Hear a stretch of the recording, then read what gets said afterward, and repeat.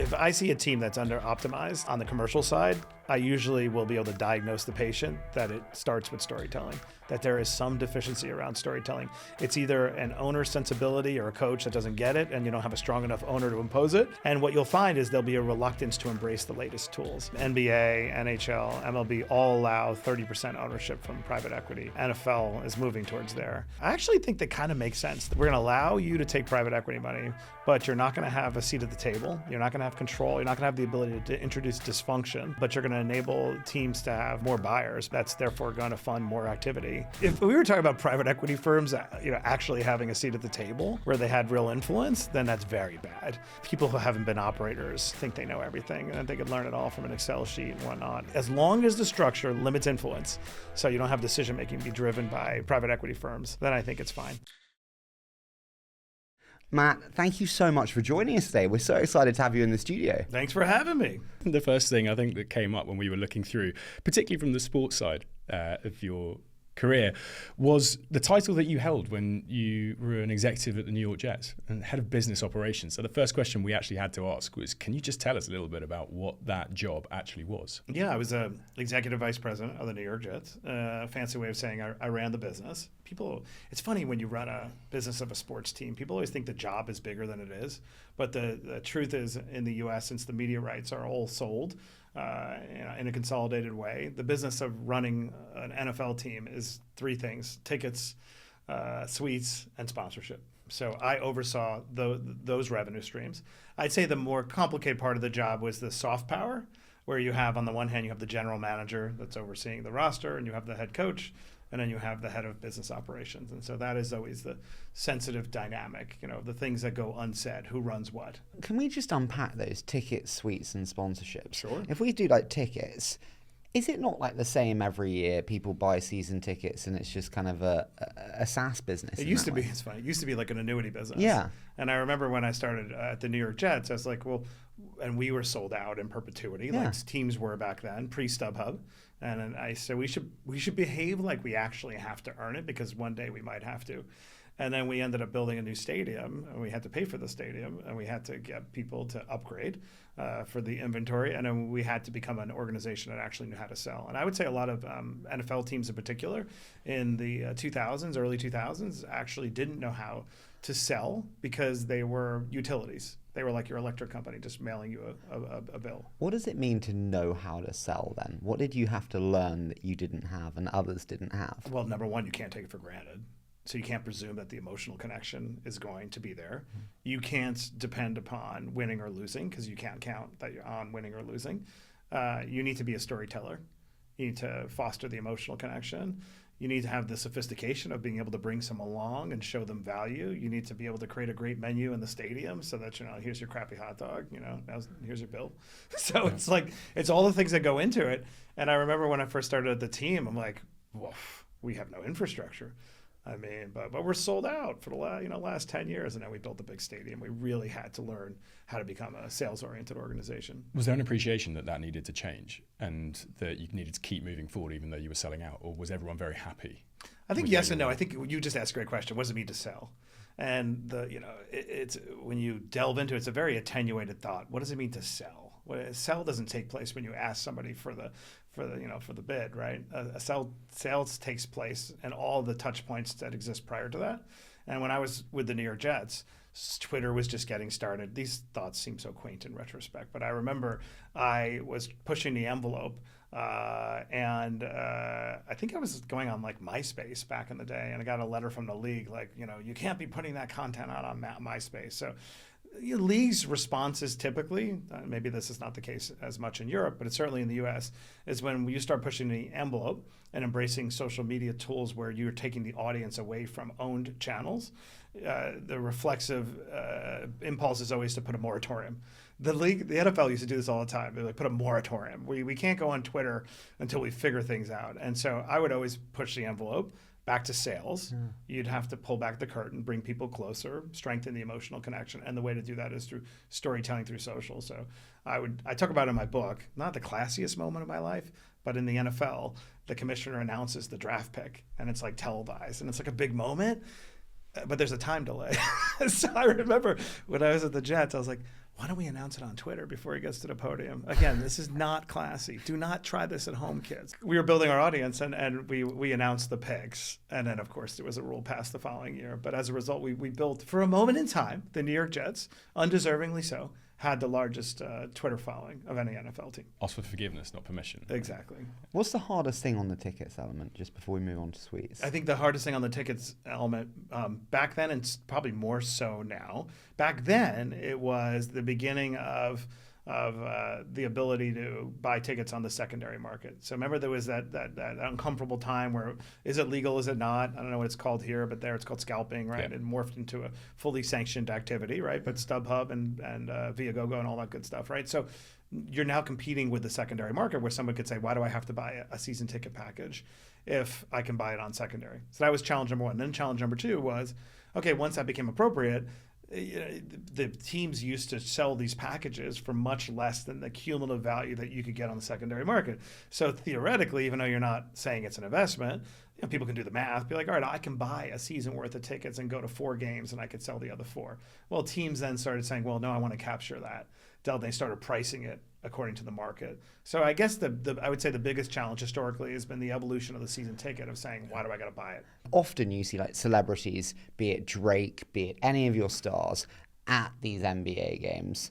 And I always just wonder, like, is that good for these brands? Is it good for the teams? Is it good for ticket sales? Or is it a complete moot point and it doesn't have any difference? I think it makes a big difference, to be honest. I actually think under the category of halo, Yeah. people want to be associated with things that matter culturally, Yeah. and it makes you feel like you're part of something that let's say that you love Drake or Taylor Swift showing up in Kansas City. Like I think those are enormously, and I would work affirmatively at it. I mean, back in the day, the Giants sort of took up a lot of the heat in the New York sports market. The Jets were secondary, but I created something with my team called the Green Room. I'm very clever. But it had no door. You didn't know where it was, right? But it was a sort of secret room. But when you went inside, it was spectacular. The food was catered by Nobu. And on any given Sunday, you would see that so-and-so is at a game. I actually think that stuff does matter. Now, not to the exclusion of what happens on the field. And I think that's what a lot of times when new owners take over, because they want to show how clever they are, especially when they're taking over a team that has like a distressed brand, they start doing all sorts of nonsense, and then they get annihilated for taking their eye off the field. But it's hard to do So both. it's a balance. You have to understand tone when you're become a team owner. But we've seen it over here because you've had someone like Ryan Reynolds come in and completely reinvigorate a team over here that's 4 leagues down or was 4 leagues down, and using the profile to actually go and deliver more value then creates better performance because they've had more money and more sponsors come in, and that business model can work, but it doesn't work every single time. Yeah. Also, and the question is, what's it working for? So I think, I don't know the view here, but let me give you an American view of what Ryan Reynolds has done. And we obviously have a deal with the EFL, so I'm closer to it. I think it's been extraordinary. I mean, first of all, he's a genius on a marketing perspective, but he has drawn a ton of attention and made people start thinking, oh, maybe I should be paying attention to what's going on here. Now you have 26 owners have a stake in different EFL teams. So I think you have to sort of separate the objective of, let me amplify the team's awareness, emotional connection, so I can broaden the fan base, so I have more resources, so I can invest those resources back on the field. Where owners can go, and I don't know how Ryan has done in market, but I would say just from watching different case studies of owners, where they go astray is they do anything to telegraph that the business matters for anything more than generating revenue to fund the team. That's the delicate balance, right? If you're going to put energy into cultural awareness, broadening the ticket base, increasing ticket prices, it should all be for one purpose, and that's winning on the field.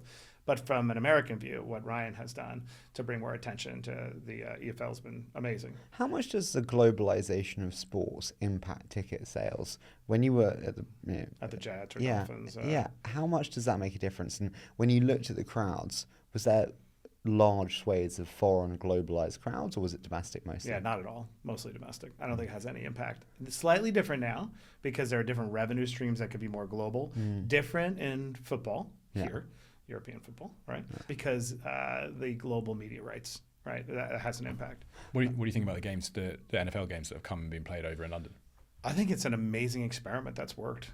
I think it's worked phenomenally well. I think it's opened everybody's eyes to the art of the possible. I just think it's been an unqualified success. Talk to me about suites. A sweet. What is the business of sweets?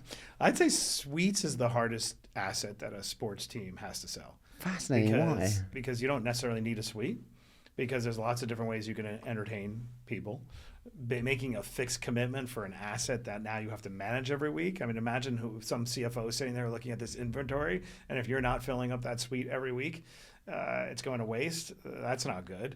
And then it's hard to get people to commit to, especially if the team isn't doing well. So I'd say I have the most respect for a successful suite salesperson in all of sports. What does it take to do selling suites well, do you think? I think somebody has to be a value provider in every possible way. The kind of person that you'd say, you know what, I really like, Sally. She just is always useful. She just always is. I don't know why. If I need something, Sally's always able to get it done. Ben's always able to get it done. It's a kind of person who's infinitely useful beyond just the transaction, because I don't think the transaction itself can close the deal.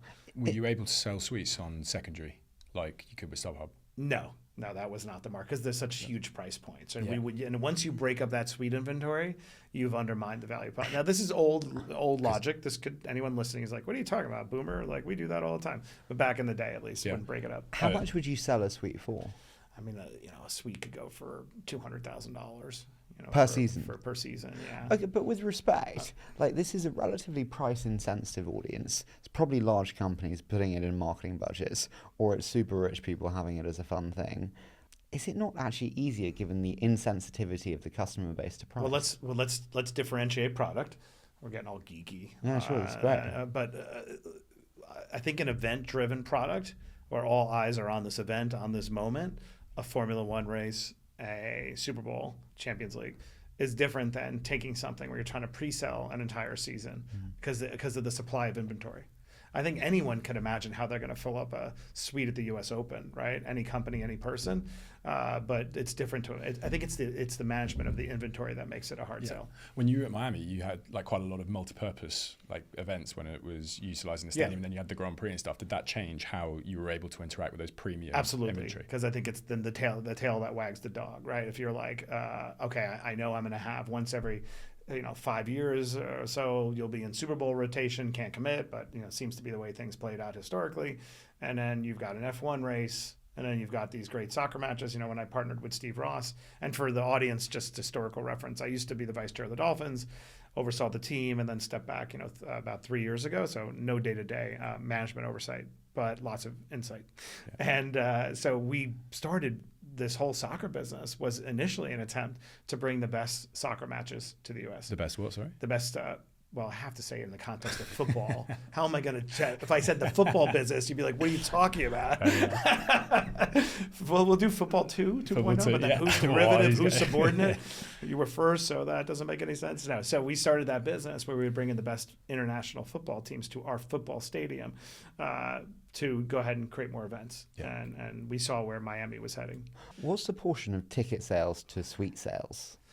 So my information would be outdated, but let's just use a simple number, like 100 million of something. I would say that the ticket sales of that would probably be 60 million, and the suites would be like 40. It's definitely much more tickets. Wow. What was match day revenue like? My information's so old. We're in 2024, so maybe the Dolphins 7 years ago might have been 100 million in total across tickets and suites. Wow. Yeah. Okay. And then sponsorship. And then sponsorship, right? Well, sponsorships was the third pillar, which I wanted to. What does it take to do sponsorships well? What are the biggest challenges to it? So that's, I think, a totally different skill set. So let's set aside being, Sally and Ben being very useful. I think in that case, it is about connecting the storytelling and how that's going to convert for your constituent, right? Because these are all nebulous assets. How is this integration on game day going to somehow lead to affinity for your brand that will then show up in some attenuated way at the register, and we'll measure it somehow. So that, I think, is the evolution of a sponsorship sale has changed dramatically over the course of my career. So I started at the Jets in 2005 and stepped out 4 years ago with the Dolphins. And that has changed dramatically because the expectations have changed. Back then it was about a sign, or some just about impressions. And now the expectations are about being embedded. The brand needs to be embedded with you. The brand has to show up in a way that is not intrusive, but is unmistakable. So let's say a brand is really about is something about military as part of their DNA, and they want to be integrated into whatever game day celebration that honors the military, and they're going to give away a house at halftime. You know what I mean, to a veteran. Like that, it'll show up in the storytelling around the day, but it's not about throwing up J.P. Morgan's logo, on the field. Like, I'm using a very simplistic example, but I think that expectation has changed because it was driven by the proliferation of infinite assets being virtual digital assets, right? So when I first started, there wasn't infinite inventory. It was constrained by whatever you could see physically on game day, and that's obviously changed. And so that has therefore changed the nature of the sale, because you could sell an unlimited amount of inventory, which is kind of fascinating, right? With that deep association, you go and build an incredible stadium. What was it like going and pitching that kind of naming rights piece where you want to find that longer term association with a company to come and sponsor your house, basically? Yeah, that's a really fun sale because it's so bespoke. It's so hard. You're looking for the one entity that needs it, could use it, that fits within your brand DNA. The whole process is very bespoke. It's very iterative. But what I love about the naming rights sale, I think it's the one sale in sports that somebody needs and but everybody wins, if that makes sense. I actually think I've never seen a naming rights deal where I felt like it was grossly overvalued, because it's such a unique asset. How do you value it? That's a good point. Maybe that's why I've never seen one that's grossly overvalued. Can't figure out how to value it. But Tottenham, I think it's mostly qualitative, to be honest. Like, you can put all sorts of quantitative analysis around it, but at the end of the day, it's like. But it's also like, sorry, I'm naive question here. How do you decide that you're going to sell the naming rights to your stadiums? Because some stadiums, Stamford Bridge, is not FTX Arena or Crypto.com Arena or whatever, and some are. Is it just not greedy, but is it more profit incentivized ownerships that want to make more money? It's hard coming from the lens, an American lens, where in pretty much every stadium, I guess there's some examples, right? I remember Buffalo Bills for the longest time hadn't sold. I think it's just so customary and so expected that I don't even know how to answer that question. Yeah. There's so much revenue available. Quite often here, it's the new stadiums. So when you get a big new shiny stadium, like Arsenal's one, the Emirates Stadium, you need the revenue. Man City's the Etihad, because you're chasing the money that you've just spent, the outlay on a new stadium. And also, it's less difficult when there's not a change; it's just a new stadium. But also for you, like interested to know where you look at that kind of short-term expense against the long-term value of creating a stadium, because I'd imagine what you have to put into it at the start. Are you financing that through kind of external sources to be able to put all of that money in at the beginning and then create that longer-term value when you can return that revenue? That's a huge part of the financing, is getting that long-term contract, and you start with your P&L, obviously, of inventory against that contract. I'd say it's the most definitive P&L because there are hard assets usually with a naming rights partner. You have to physically probably build out a space. There's always a club element to it, but let's just use Hard Rock Stadium in Miami, right?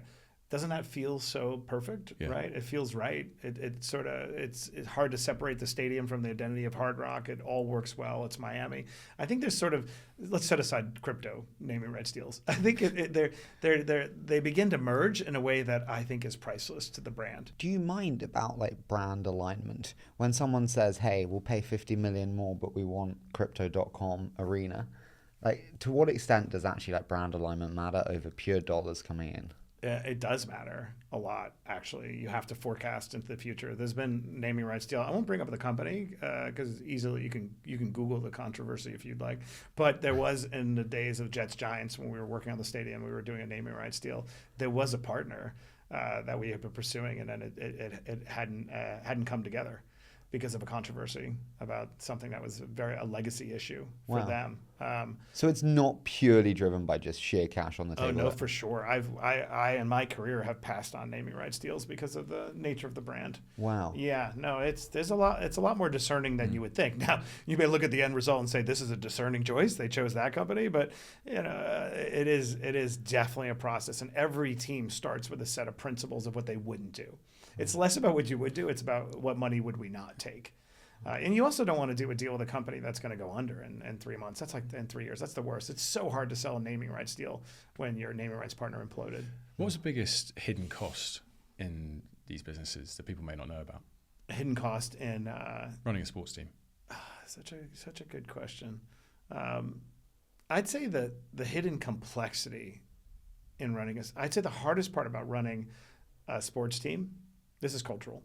The business's job, the business side of the team, and we use the word side, right? Their job is to maximize revenue for a variety of reasons, placate an owner who wants a return, or obviously fund whatever's going on the field. The sports side, they're under an enormous duress, but they also live very different culturally. They're working day and night. They're killing themselves physically. And their whole job is on display for everybody to watch, and they're getting fired at a much faster cadence than the people on the business side, which engenders resentment. The business side, though, in order to close that sale often, will need the coach, general manager, in order to close that sale. The sponsorship side will need the participation of the sports side in order to drive storytelling and pull back the curtain. So there's always a tension between those two sides. That is the hidden waste of a sports team. I'm always amazed how little energy sports teams put into the psychology around team building across the organization in order to eliminate the waste of opportunity cost. What do you mean by that, across the organization? So I'm saying there's a tremendous opportunity cost created by the friction of how hard it can be for the business side to be able to get their needs met by participation in the sports side. What is that chasm, though? What does the business side not get from the other side that is needed? So this is kind of fun, actually. I haven't talked about this in such a long time. It's access. They need access, and access manifests either in lower the bar to being able to, give me a glimpse of what you're doing, or access means physical. I need time. So access to players, it'll be confined to like a narrow window. And then depending on the nature of the coach, there'll be neurotic parameters put on it that are unworkable. You know what I mean? They can only show up for 3 minutes, and so has to monitor the interview, and like all sorts of rigidity. Or it'll be, we're not talking about that. We're not letting anyone know what we had for breakfast. Like that would be a total competitive advantage. So like this word competitive advantage can be invoked a lot. And then there are extreme versions where the coach just wants to put out a very vanilla view of the team, and therefore doesn't want color, doesn't want nuance. And so anyway, this happens in every organization to an extent. And not a lot is invested in bridging that, because I don't know if owners know that it's happening. What could be done to bridge that generally isn't done? Stuff that sounds so basic. You have a huge portfolio of companies. I have a huge portfolio. I use an organizational psychologist a lot. I'm actually a big believer in it. Any type of effort being put in to bridge the divide through team building and organizational psychology. What's it going to take to create empathy across the divide? There's not a lot invested in saying, let me explain to you my job. I'm trying to feed my family too. I'm trying to sell this tickets because I have a dream. You know what I mean? I want to be more than I am right now.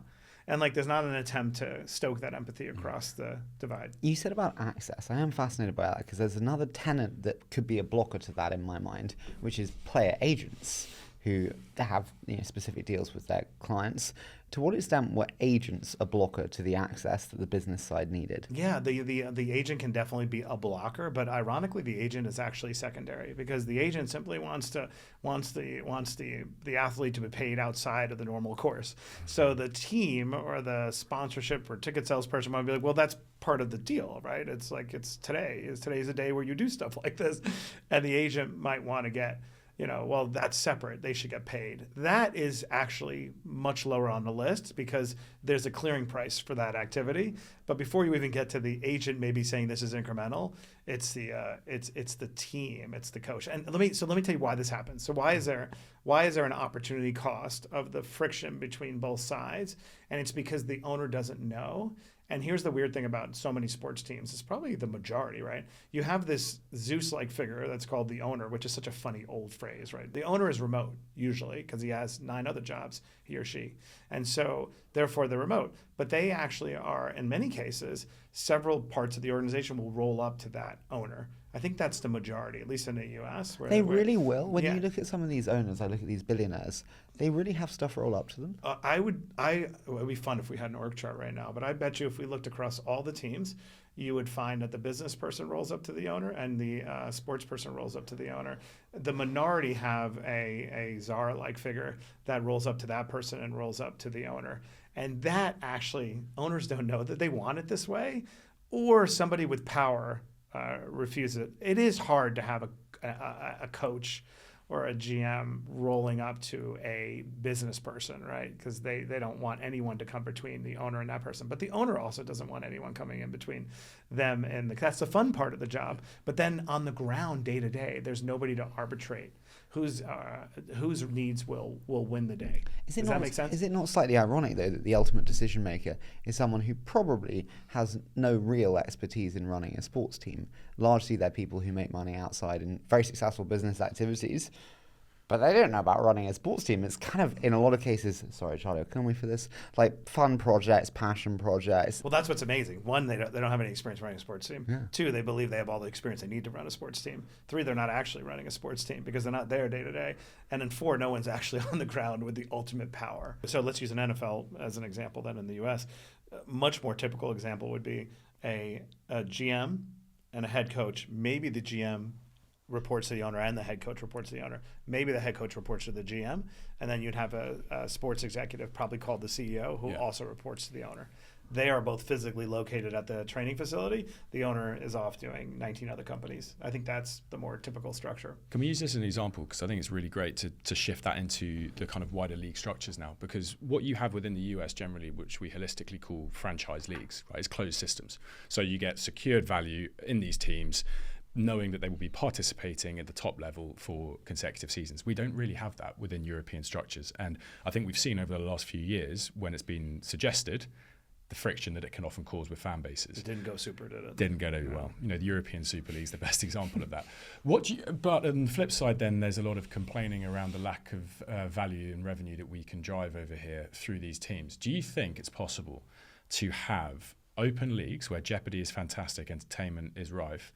Do you think it's possible to have the open league and really drive significant value within the main assets of European sport?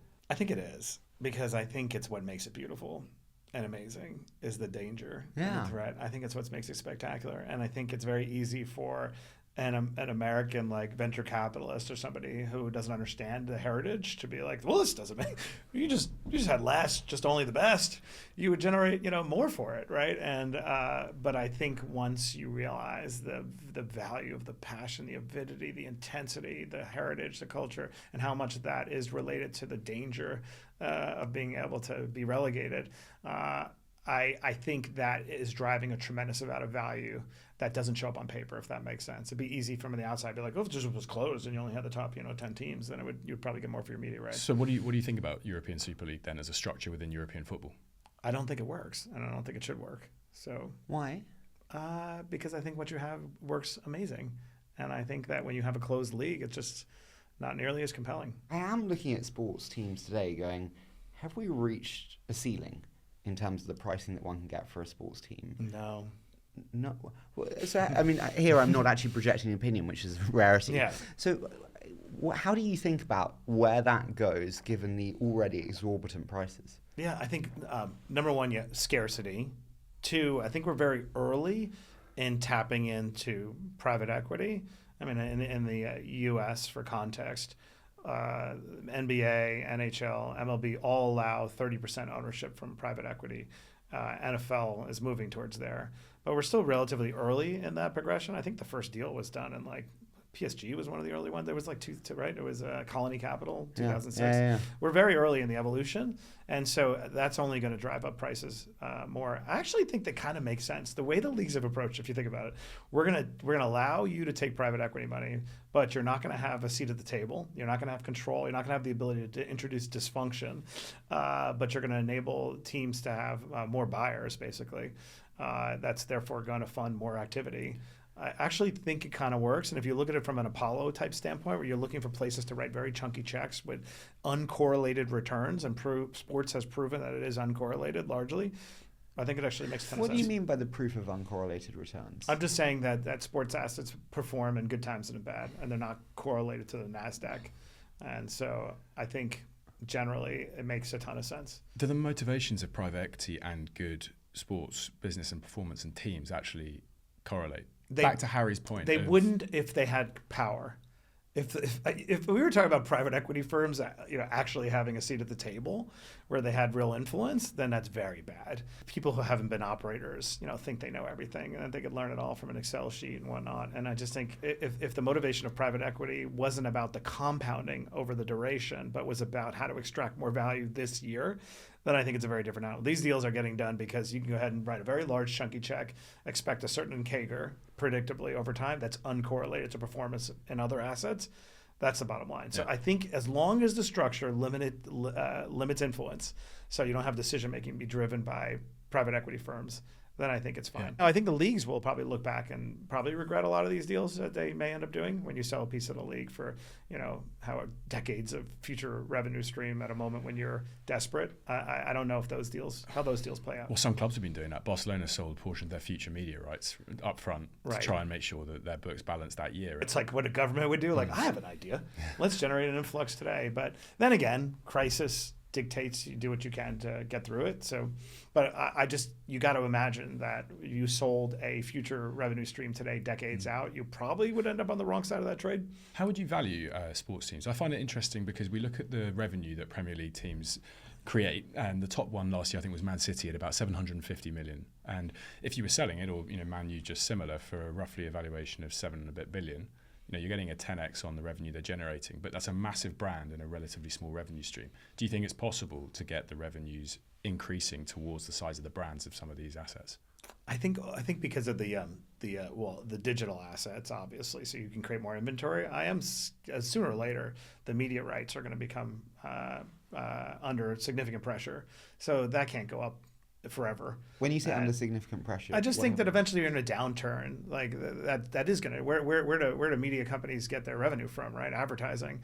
Advertising takes a hit during a downturn. So I think we've been blessed with a pretty long period of time. Again, this is from an American vantage point, and I think we haven't seen that show up as much in pressure on advertising. Does this not just mean they're bad places to invest and park your money then? If you see this kind of capping of revenues with the potential downfall of revenues with potential challenges around media rights. No, but I'm talking in horizons of a decade or two. These aren't short-term deals, right? So if let's say there's a advertising takes a hit, unemployment right now in the U.S. is 3.9%, right? There's tons of data showing that if the Fed's going to get our inflation to 2%, unemployment will be north of 5%. It's 1 million more people are going to lose their job in the U.S. over the next 12 months.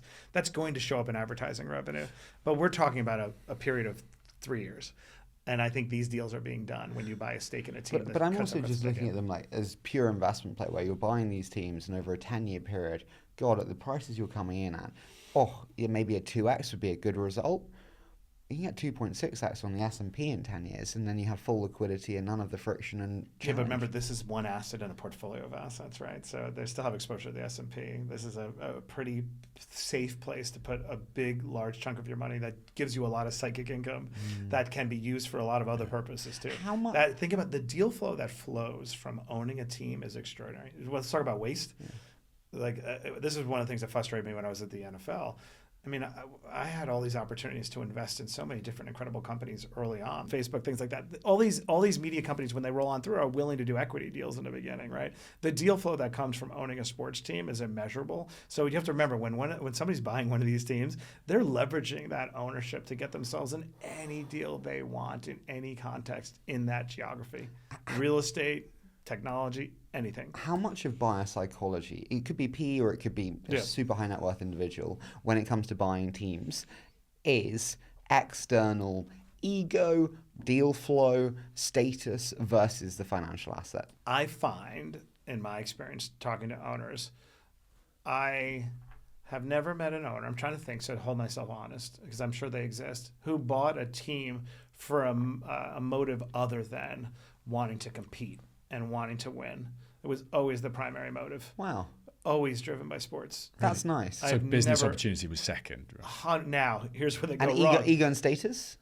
Ego and status was a cousin of wanting to win, right? So they wanted to compete on the field and win, and then they wanted to obviously have the status that goes with it. But I've never met somebody who's not like a crazy fan. and really wanted and believes in themselves that if they were in charge, they could figure out how to do it better. Because there's always a fun assimilation process that every owner goes through this like arc. They step into this closed system. They're an outsider, so there's a little bit of discomfort. The closed system has its rules. They're not written anywhere, so it's easy to violate them. And then because you're a titan in whatever industry you're from, you believe that you can do it better. And then you do it better, and then all of a sudden you get smacked, and then you begin to conform and find your rhythm. But back to your original question, I can't think of it as I'm scanning all the different owners I've known. It's always motivated by an intensity to win on the field. That's not to say that they also then don't want to figure out how to like optimize and make money, but I really do feel like making money is so secondary. Should every club then not have a fund? If they have the ability to invest in unbelievable assets, you mentioned Pinterest, you mentioned Facebook there. Every club should have a fund. Now, every club should do it right, and they should probably pull it together. And I know leagues have tried to do funds, and I think they don't perform well because they always do it the wrong way. But I think every owner should have a group that's designed to leverage the core asset. Every single owner. And I think most do now, don't they? I mean, I know back in the day, Steve and I started this in 2012 when we built RSE, but I think a lot of, by now, most have something, don't they? No, I mean, I would say definitely in the UK not. Really? No, none. Maybe I'm just presuming because I think they should in the US. Maybe they don't. I mean, there's a few that do, but everyone, because the deal flow is ridiculous. Yeah. So when I started working with, for those who don't know, right? So Steve Ross is my partner in this company called RSE Ventures. We've been doing it since 2012. And when I joined him, I had two hats. I was the vice chair of the Dolphins, and I said, I will oversee the team for as long as necessary. We hired an amazing CEO who eventually became vice chair himself, and he has done a phenomenal job, and I stepped out. But in the early days, having that vehicle enabled two things. One, we could go after any deal we were interested in, but two, we could actually affirmatively move the needle for someone. Yeah. When you have proximity to millions of people and you're trying to incubate something in a safe environment and use that as a petri dish, you can do so much. And so one of my frustrations when I moved on, left the Jets, went to work for Steve, who is one of the greatest entrepreneurs in the United States, is this willingness to be like, yeah, let's try that, and I did some really dumb things too, but the ability to experiment is extraordinary. So I also think that proactive ownership is so different again between what you have in the US and what you have here. Generally, you look at what Clear Lake put into, for example, last year within Chelsea, and you go, yeah, they're definitely leveraging that asset for them within a certain market. That's not common here. Generally, when you look at Premiership ownership, it's not. But isn't that part of it? Maybe it's a little more sacred here too, right? Like there's a lot more sensitivity to make sure you have your eye on the ball. But with the NFL, the criteria to become an owner is intense as well. Correct? Yeah, very intense. Yeah, so it is here. Process. Yeah. A lot of owners listen and will be thinking, okay, we should have a fund. Right, what's the next step in terms of sizing, in terms of who should run it, in terms of how you would advise them? What would you say to them on the next step post that? Okay, we appreciate we have this ability distribution-wise. We should do it. What would you advise them? I think so let's talk about the next mistake somebody would probably make. They would give the job to let's call him Billy, since we use Ben or anybody. Billy who has a decent degree, nice pedigree, maybe spent a year at McKinsey. Billy seems like the right guy who should handle this new fund because he's always wants something to do when he's bored. Or maybe Billy's Fredo, to use the Godfather example. We need to find a job for Billy. And then here's what he does. He begins to just take inbound and respond to the emails that come in and not being intentional. And you end up with really crappy deal flow.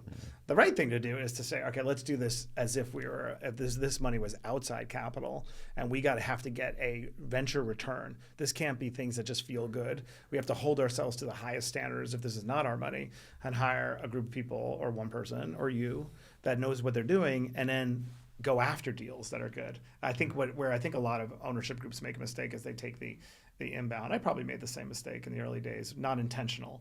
And that's how I would do it. I would also say in the sizing, be humble enough to say you're not going to beat Sequoia or Founders. Oh yeah, for sure. So do a $20 million fund. Oh, I was going to say when you would have asked, funny, if you asked me the number, I would have said $25 million fund. I would do a half and half, 12 and a half, and then leave money for follow-ons. In fact, you don't even need to be rigid on follow-ons. It's your money. Who cares? But I would keep those check sizes 250, 500 most, and I would do it small, which is what Steve and I did. We have a pretty big direct-to-consumer fund. That is probably well over 100 investments at this point. But anyway, don't give the job to Billy. treat it as if you're taking outside capital. Do it the right way. Where leagues and teams go wrong. So if they try to collectivize this impulse, which is where this conversation could go next, then you become protectionist. And so, for example, when it's run out of a league, it's like, well, we can't do that deal because it might offend Ticketmaster or StubHub, and we can't do that because it might offend Disney. But when it's done at the team level, you're like, I don't care. You know what I mean? I'll invest whatever I feel like. I'm not the decision maker on those aggregated rights. I think you become much more nimble when it's very localized. Also, we are horrendous at being like market leaders in anything over here. We are like really bad within our football structures at taking something and going, that hasn't been done yet. Why hasn't it been done? Let's do it. That is changing though, right? I mean, I'm putting on my hat at Relevant, right? We own Relevant Sports, which is a soccer business that I've had for a number of years, run by Danny Silman, our CEO. And we have a JV with La Liga in the United States. And we sell Champions League rights in that territory. And I've found there's been an evolution in Europe, desiring to be more dynamic, desiring to extract more on the business side from those assets than I have before. We've gotten to work closely because here we are, this firm in the United States, partnering up on selling Champions League rights. And there's always a desire to consider pushing the envelope. How do we do things differently? How do we adopt the good parts of our sensibility and leave behind the not so good parts? So I guess because I have direct exposure to some of the highest executives, I have seen an evolution. Something I might have proposed a decade ago that would be, you dumb American, might be like, America might have a point. So you don't understand our deal structure with La Liga in the United States. So we did a deal with La Liga in 2018. I wear many hats, but one of the hats that I wore has been putting on all these matches in the United States where I would bring the teams from all over Europe to play during the summer window. And we created a tournament called International Champions Cup. So all the big matches, most of them in the U.S. of the last decade, including the Classico that we brought to Miami, was my company with Steve and Danny and Relevant Sports. Cost us tons of millions of dollars to try to make this work. But as a result of putting on those matches, and the teams are trusting you to be able to handle their logistics and sell tickets for them, and we began to earn their trust, and through that trust, form these partnerships. So using La Liga as an example, when they came into the United States, they did something different that a lot of teams don't do. A lot of teams will open up an office in the U.S. and think like, oh, we have somebody on the ground now. It'll be fine, right? Well, that the same way I wouldn't come overseas and think that I could handle a market just with one person who's from the home market.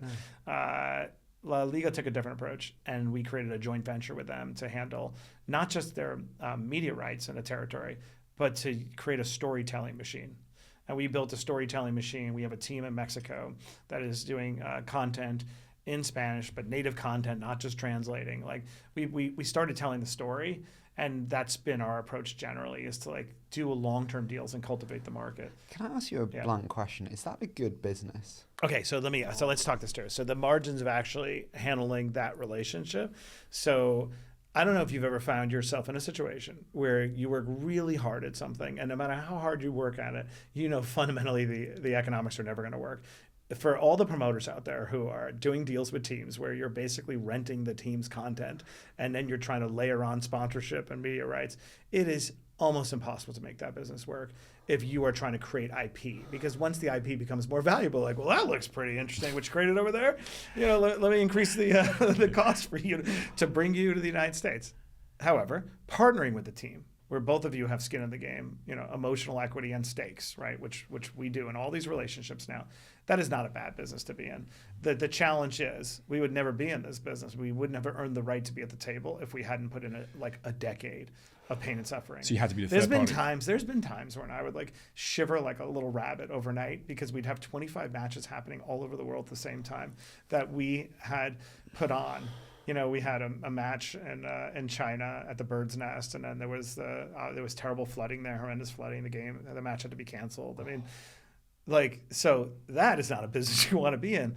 But I don't ever quit, and we have an amazing team. We said, what's a better use of this proximity, these relationships? What are we good at? We're good at storytelling. We're good at reaching this market, and that's what we've evolved into. So that business, I think, is a great business. It's just the price we had to pay was pretty steep. So third party kind of provider then just turns into an ownership opportunity. And the minute you get the ownership, you can think that's the model that you want. I think in anything you do in life, you always have to ask, like, okay, how do I leverage the thing I'm doing to move me closer to what I would prefer to be doing, or what is a higher and better use of my time and energy? And so I take that attitude towards everything. When we were putting on matches exclusively, that is not a winning business. But being in sports business and then being a media rights partner, content partner with teams is actually a good business if you ignore what it took to get there. The only thing is, what I'm always trying to be careful of doing is to not rationalize things after the fact. It's very dangerous. If I was sitting here and not telling you the first part of that story, then I'm rationalizing. But because I'm acknowledging that it took a lot to get here, I paid a heavy price, then I'm not rationalizing. But I also think sometimes you have to have a loss leader to open up a profit maximizer, which is like that hard business might have actually allowed you opportunities or situations that were unbelievably business. It did, but it would be inauthentic if I acted like that was the intent. But in every single, I have a business now that is only born because of a business that was hard to make. We talked about it, and drones, and we wrote the first rec into the drone racing league. Really hard to make new sports work. Yeah. I worked on it for like a decade, but we spawned this technology that is very valuable to law enforcement, to military, and that business is a phenomenal business. So anyone out there who's stuck in a kind of a losing situation, this is why I talk about my book, Burn the Boats. Yeah. You burn the boats for goals. You go all in for goals, not tactics. And I find when people are stuck and iterate themselves they continue doing the same thing over and over again to their own destruction, it's because they lost sight of the goal. Right, the goal of me being in the soccer business and promoting these matches was not just so I could do matches that may never make any money. It's to be around the sport. What's a better use of that? And so I always find my way to iterate out of a bad situation. When we look at the kind of I don't know how to call it, but the short formization of football, which is TikTok, Instagram Reels, the clips that dominate so much of sports media today, like, how does that impact the pricing and the demand of rights for football today? I think it increases the rights. It does. I think it just brings more eyeballs to it. At the end of the day, this is how people consume content. It hasn't seemed to affect the nucleus, even though there's all these projections. I don't know how it is here, but in the U.S., there's no attention anymore. Nobody wants to watch, whole matches, whole games. But I don't think that actually holds true at the end of the day in the ratings. Storytelling will always increase the value of the core asset. Peripheral, let's make up new words, like orbital storytelling, concentric circles of storytelling around the nucleus of a sports asset will always enhance the value of the core asset. He was EVP of business.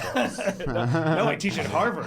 Give me the Harvard. Sorry. I don't know if you've ever heard of it. There's a big institution in the United States, Harvard Business School. I teach there. Do you? I do. I feel seen and validated. We were talking about scale of business. One of the biggest things and examples of proper scale within sport recently has been Formula One. And you said you were part of a group that looked to buy Formula One. I did. Tell us a little bit about that. I worked, I don't know where the year this was, but I saw an opportunity that a lot of people have seen. Just that Formula One is this incredible sport, elegant, just different from any other sport, but had been under-optimized on the commercial front. And there were lots of ways to unlock that value. And it's honestly, it's on display right now. Can I ask, how did you think it was under-optimized on a commercial front? So many nuanced ways. The schedule itself wasn't optimized. The way in which the TV rights were sold wasn't optimized. The sponsorship wasn't optimized. There was a lot of bespoke, it seemed like arbitrary decision-making around how those contracts were structured. It just wasn't optimized. Take any category. Schedule in which the races were held, the way in which they were clustered so that you could build an audience in the United States, the way in which the media deals were sold and to whom, and the way in which sponsorship was structured. I worked very hard. Steve Ross, my partner, and we had partnered with Qatar at the time, worked very hard to put together a pitch. It ultimately went to Liberty, but I worked for 2 years on it. So I had a pretty good lens into how it was done. Now, Liberty did an amazing job. I can't honestly look at what they've done and be like, wow, I had a bigger vision for it. It's pretty much the play they ran were the plays we were going to run. So it was going to be media driven, right? It was going to be building more of a profile around. Yeah, just restructuring the schedule, more media, making sure you got ancillary content to educate the U.S. audience. Remember, in the United States, Formula One used to be a time buy. They would buy out the time. They couldn't even sell it. So the changes they did to cultivate an audience through that Netflix show and everything they have done and getting the new races done, being more flexible with races to get them off the ground, the race we put in Miami, all those moves have unlocked tons of value. Why do you think you didn't win the bid? Oh, there's just internal dynamics, honestly. It's nothing in particular. It's just, when you have one party that controls it, CBC, they get to make the decision. You ever see the movie Pretty Woman? Yeah, I love Pretty Woman. Big mistake.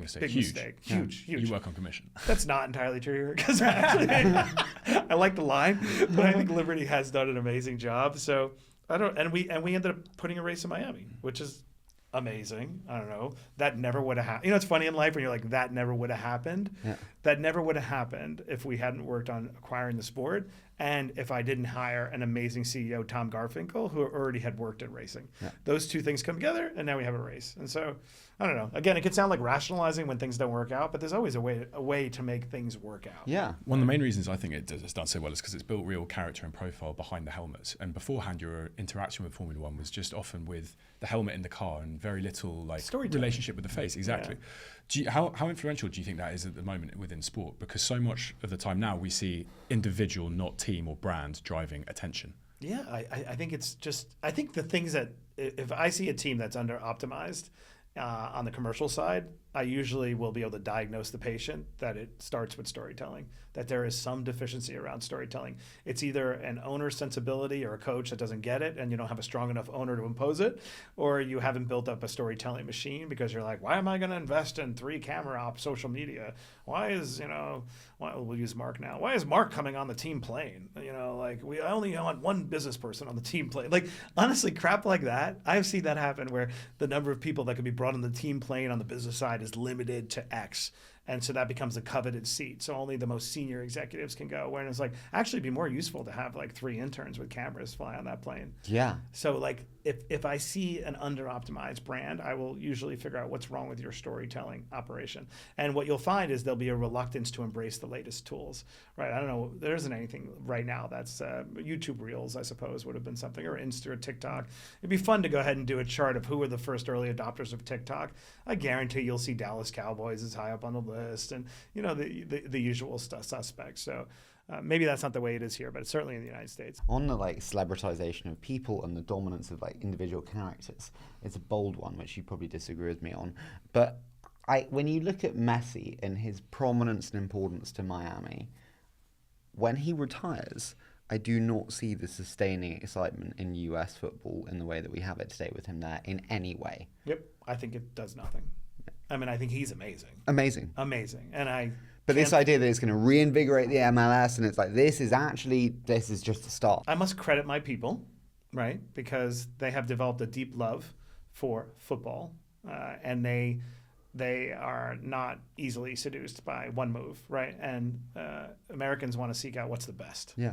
And the best is over here. Yeah. And because it's broadcast on this thing called television, they can relate to it, and they have developed fandom that is not easily broken by one move. So I think the move is brilliant. I think Messi is amazing.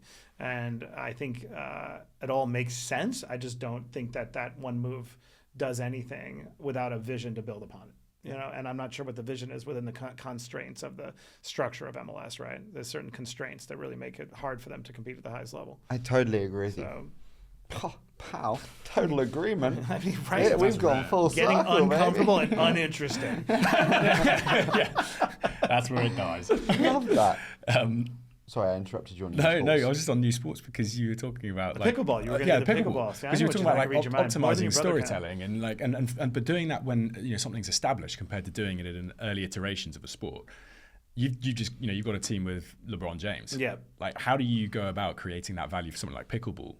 That was a good name drop. How does that even come to be? Do you DM LeBron pickleball? Yeah, first of all, there's a group. I own a sliver. So it sounds better than the reality. They weren't expensive, so this would not be a big flex. But nonetheless, my how much is a pickleball team? So I won't talk about ours, but generally, I think I've heard a couple of numbers trade recently. I think there's one on the market for $15 million. 15 million. Yeah, and then a year and a half ago they were $1 million. 2 years ago they were $1 million. roughly. It's pretty decent. So let's talk about pickleball. I think interesting things are happening with pickleball, and the most fascinating part in the U.S. Tell me if this is the case here. It's not the case. Okay, not at all. So Paddle here. Yeah, I know paddle does seem to be Middle East, Europe, right? U.S. Paddle too in the U.S., but pickleball as well.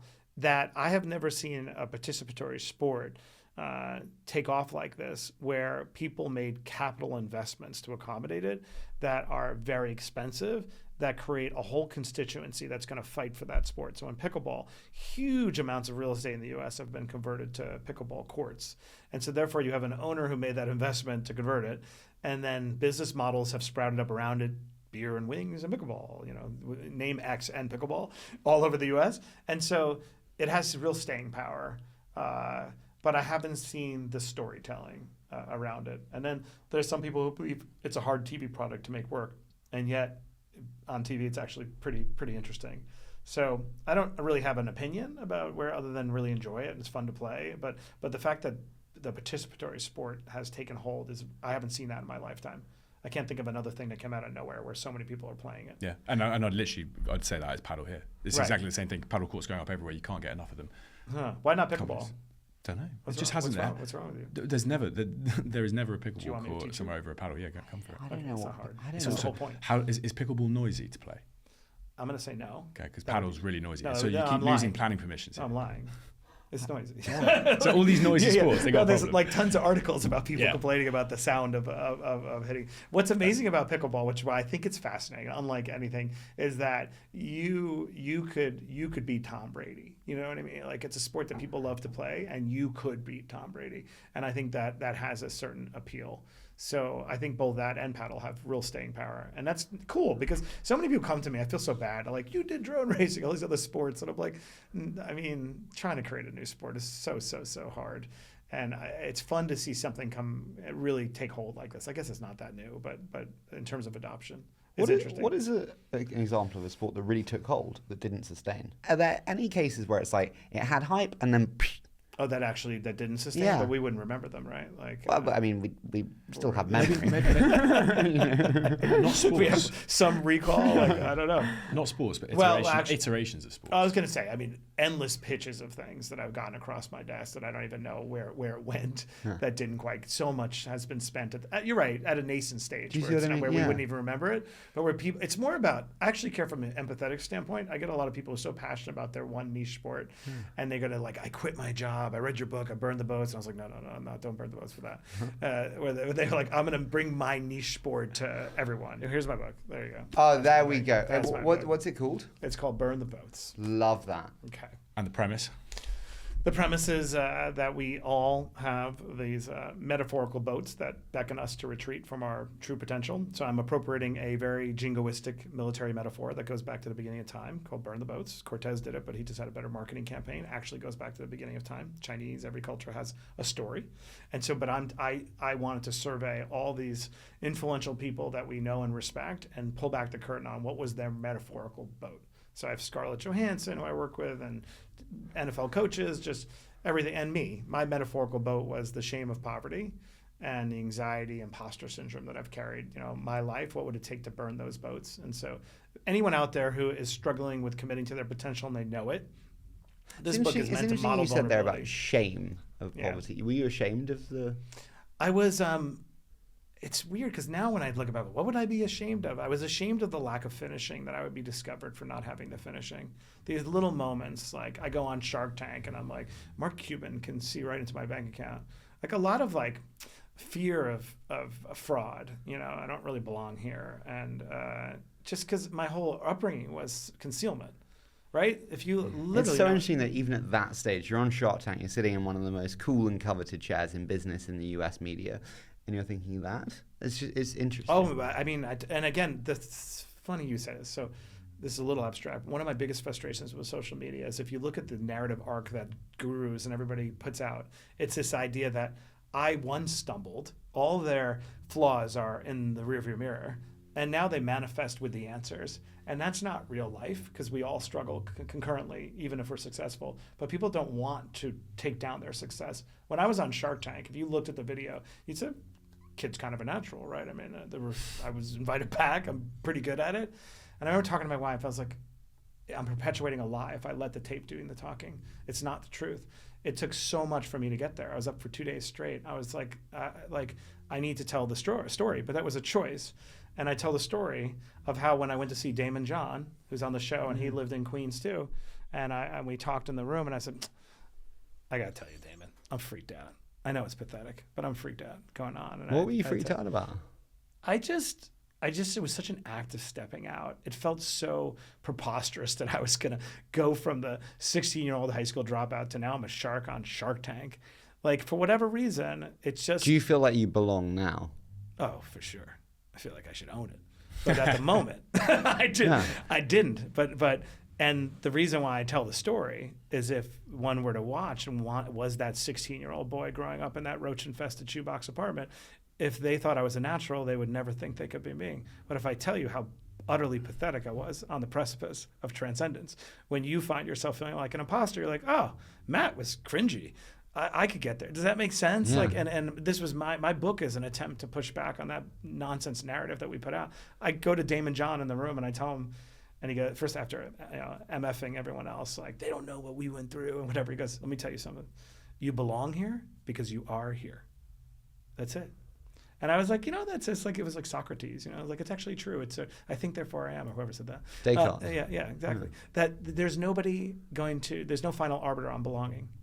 And so that my book is an attempt, this book is an attempt to hold up a mirror to human potential and cover it from every angle. So when you read it, you're like, all right, I can do this. But in a non-preachy lecture way through business storytelling. Well, you read some of it. So I did. I really enjoyed it. Thank you. You suck up. I want him to suck up. I'm What? vulnerable. No. That's not very He poured like 2 years of his life into this, honestly. You did? It's like a bestseller. I don't know if you know. You don't just Maybe get you haven't heard. No, I did. I did. It was in your Twitter bio. Exactly. Exactly. That's what I mean. I worked for it. It's not only that; it's a little sticker on the book. These aren't cheap, To be fair, it's worth it for the sticker. It is. Right? Yeah. Thank you. I get that. Listen, we should do a quick fire. Yeah. Okay, you start. If we could take you back to one moment in your career, your best moment, what would it be? Probably a week ago. I gave the commencement address at a college, Molloy University, with 400 nurses in the room, and it was 15 miles away from where my mother died. And I was able to unite my authority, my speaking skills, to go back in time, say thank you to that group, and also do something that affected the lives of everybody in that Coliseum. So this may be recency bias, but that felt meaningful. What do you know now that you wish you'd known when you started when you were 26 and got that job as a press secretary? Nobody cares.